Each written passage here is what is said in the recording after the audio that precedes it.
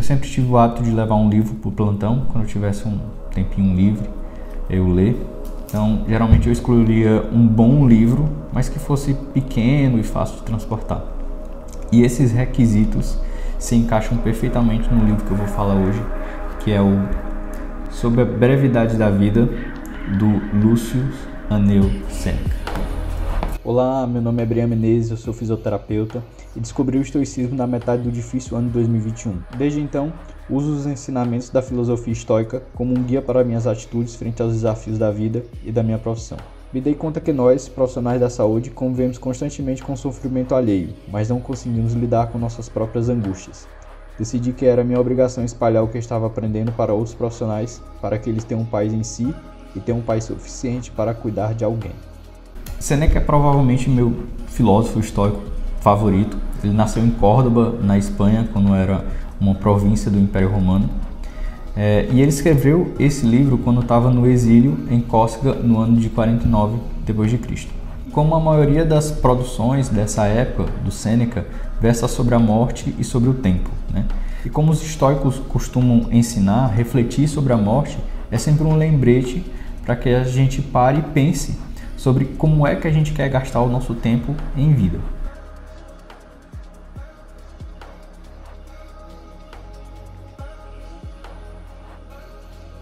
Perdemos sempre muito tempo buscando luxo e futilidades. Aí de repente o tempo passa e a gente não percebe. O Sêneca, nessa obra, ele compara o tempo como uma riqueza. Se essa riqueza está na mão de uma pessoa que ela não é hábil, né? Ela gasta ela de forma incorreta, o tempo se vai. Mas se essa riqueza ela for empregada por uma pessoa competente, ela cresce com o tempo, né? E gera bons frutos. Esse é um lembrete para que nós sejamos sempre competentes na administração do tempo, assim como na administração de nossas riquezas em geral. Que atividades fúteis são essas? São os vícios, né? Cigarro, drogas, bebidas, comida, né? A ambição desenfreada, aquela necessidade de impressionar outras pessoas, a ganância. Esse tipo de comportamento é para o Sêneca uma futilidade e é típico de pessoas que não têm um projeto de vida em si, né? Um projeto a longo prazo, precisa se empenhar nisso. Então ele fica migrando de problemas em problemas, né? E aí o tempo dele e a vida dele vai se esvaindo. Sêneca acredita que nós fazemos isso porque a gente pensa que nós iremos viver para sempre, né? A gente nunca costuma refletir sobre a nossa fragilidade. Então a gente pensa assim, quando eu me aposentar eu vou fazer isso, quando eu tiver dinheiro eu vou fazer isso, quando eu tiver tempo eu vou fazer isso. Mas quem é que te garante que você vai viver esse tempo todo?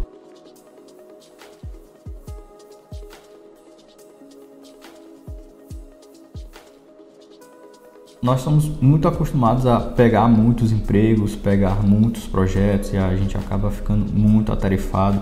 Isso para Sêneca não é viver. Para ele, uma mente cheia não assimila nada. E aí a nossa vida acaba sendo superficial, né? A gente não consegue concluir um projeto de forma profunda, né? E a gente passa só a apagar incêndios de um lado para o outro, correr de um lado para o outro para conseguir dar conta de todas essas tarefas que a gente faz. Uma ocupação sucede a outra, uma esperança sucede a outra. A gente não tem um fim do sofrimento em si, né? A gente só faz trocar um sofrimento por outro. Em determinado momento você se encontra velho, cheio de rugas, cabelo branco, cansado, e você não tem feito nada de profundo na sua vida porque você precisou abarcar várias coisas de uma só vez. E como hoje nós somos muito acostumados a coisas materiais, né, ao apego a coisas materiais que são palpáveis, e o tempo é uma coisa imaterial que não é palpável, a gente geralmente não se acostuma muito a cuidar do nosso tempo, né?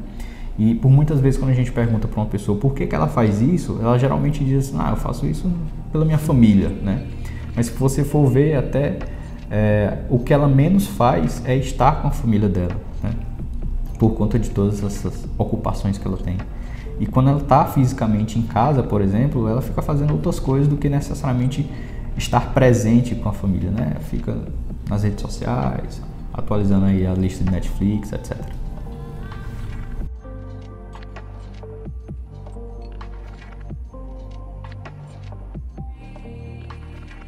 Eu vou fazer um adendo sobre esse termo filósofo. A gente tem o costume de pensar que filósofo é uma pessoa muito inteligente, que lê textos clássicos, complexos, que fica debatendo o dia todo com outras pessoas, que escreve muito, produz muitas obras, mas isso não é verdade. Filósofos na antiguidade eram pessoas comuns, assim como eu e como você. Eram professores, eram diplomatas, eram soldados, imperadores, até escravos. Então, na verdade, o filósofo é aquela pessoa que ela pratica os seus princípios que aprende, né? Então, esse é o verdadeiro filósofo. Para Sêneca, apenas essas pessoas que praticam os seus princípios, né, que é o verdadeiro filósofo, essas são as pessoas que de fato vivem. Qual é a solução que o Sêneca propõe? Afastar de toda essa vulgaridade cotidiana. Tudo isso que é tido como certo e como correto, por muitas vezes, é o que de fato nos adoece. Essa é uma visão rápida das ideias que tem nesse livro. Espero que você tenha gostado e tenha te instigado a ler.